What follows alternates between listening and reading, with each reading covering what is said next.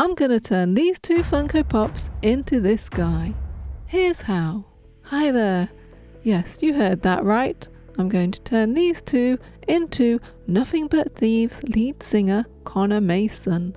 First things first, I need to swap the heads out. To do this, I just pop the pops into a pot of hot water for a few minutes. This is supposed to make it easier to pull the heads off. Oh, you cannot be serious right now, universe. This calls for some drastic measures. Okay, this seems to be working. It's coming. Thank you, pliers. With that done, I can finally get on with modelling the shirt. There's just a few bits I need to get rid of first. Also, I need to smooth it down a bit. For that, I'm using my non-Dremel Dremel. I want to recreate the neckline of this shirt. So out comes the milliput. This stuff is amazing, guys. Honestly. It cures in a few hours though, so I'd better get on with it, hadn't I? There. I think that should be okay. Now that the putty is set, it is time to prime. Priming is pretty boring, but it is very important as it gives a good base for your actual paint to stick to. Like this stuff. This is Vallejo's Premium Flesh Tone. It sprays really nice without the need for thinning. I do, however, use a few drops of Flow Improver, because nobody wants tip dry. I'm spraying his legs in black, and I know it doesn't look like it, but I am spraying his shirt in white. At the Electric Castle show, Conor was sporting this two-tone hairstyle, so I'm going to try to recreate that by flinging mud at it. Mud brown paint, that is. No! It's orange! Oh, don't worry. I'm going to fix it with this beastie brown. Oh, yes. That's much better. Phew! While that dries, I'm doing a bit of hand painting. Of the hands. Oh, whoops. Yeah, maybe don't do that, Brent. So, back to this hair then. I've masked off the bits that I want to keep dark brown, and I'm spraying over some Vallejo light brown. Now for the moment of truth. Not bad. Not bad at all. I'm pretty happy with that. So now, it's airbrush time again. This time it's to spray over some satin varnish. This stuff makes the finish look so nice and smooth.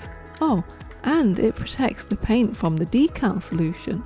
So I've got my images off the shirt printed out onto some Hayes Waterslide decal paper, and I'm using Microset decal solution here to help the decal adhere to the figure nicely.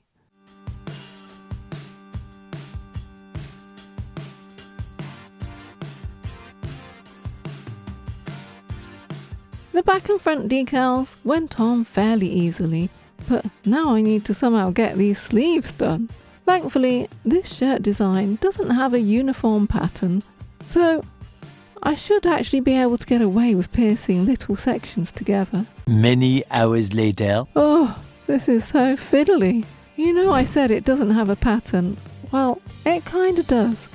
And I really want it to look nice, because what's the point in making it otherwise? I've just got this last bit to go on. Oh, finally, those decals are done. And now that's done, I get to do more decals. It's okay though, because thankfully it's just the eyes and eyebrows. There, he's almost finished. Ooh, I better stick his legs back on. Before I reattach his head, I'm going to spray over another coat of satin varnish. Why? Well, it takes away the shininess from the decals and makes it look like I painted it on. But shh! Don't tell anyone I use decals. It can be our little secret. Actually, I would be very grateful if you do tell people about this video though. Right, let's get his head back on. Obviously, I cannot dunk him in the hot water now, So I just cut the neck post down a bit.